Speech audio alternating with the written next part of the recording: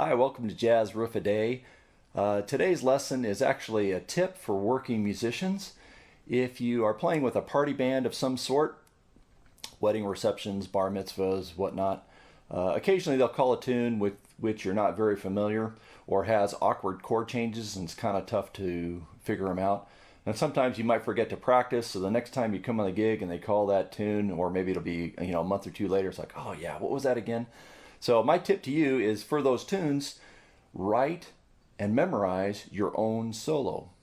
That way, when somebody points to you and says, trumpet solo, you've got something to play. The muscle memory will kick in and you'll just be able to play something bulletproof every time. Now, the audience, they don't care whether it's an improvised solo or whether it's a memorized solo. From the band leader standpoint, he doesn't really care if you're making a great artistic expression. He just wants you to play something that sounds nice every time he points at you, right? So in jazz circles, I remember when I was growing up, and even occasionally if I play a dance set, they call it the salad set. We played maybe a couple jazz tunes, and they call it Stella by Starlight, which has some weird changes. And if I haven't played it for a couple months, like, oh yeah, what is that again? And I got tired of having to scuffle through my first solo before the changes kicked in my head. So I actually memorized a solo. So the tune Stella by Starlight goes like this.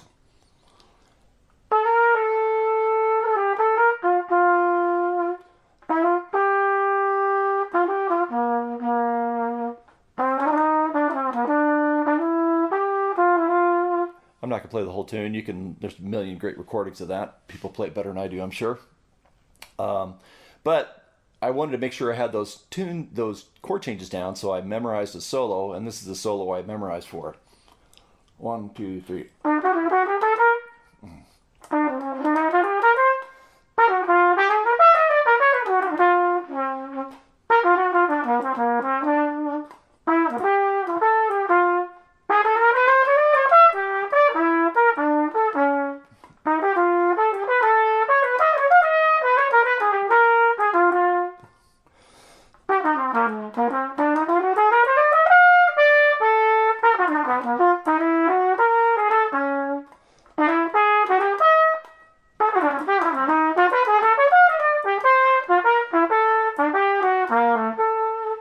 And then it goes on from there. I actually learned a couple full choruses.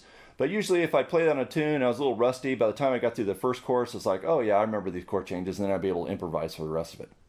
Anyway, it's a great tool to have. And it's a great thing if you're not really particularly that motivated to practice on a certain day.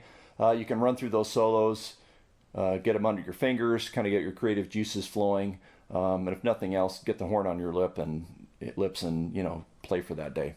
It doesn't have to be a jazz tune either. Like I remember when I'd play, party bands, wedding receptions, and whatnot, and they'd call, say, the tune "Respect," Aretha Franklin, great R&B tune from the '60s.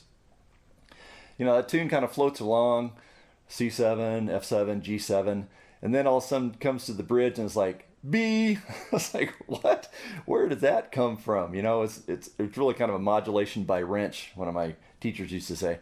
So it's like, wow, where did that come from? Well, if I didn't play that, because that's not a tune I'd normally play in my everyday thing, but I'd show up on a gig and they call that. It's like, oh yeah, what's that bridge again?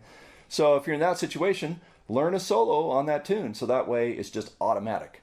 Every time they play that, you got something to play. 100%. The other guys in the band aren't going to care. They're not going to say, hey, you played the same solo twice. All they care about is that you sounded nice. So that's my tip for today. Hope that helps, and we'll see you next time.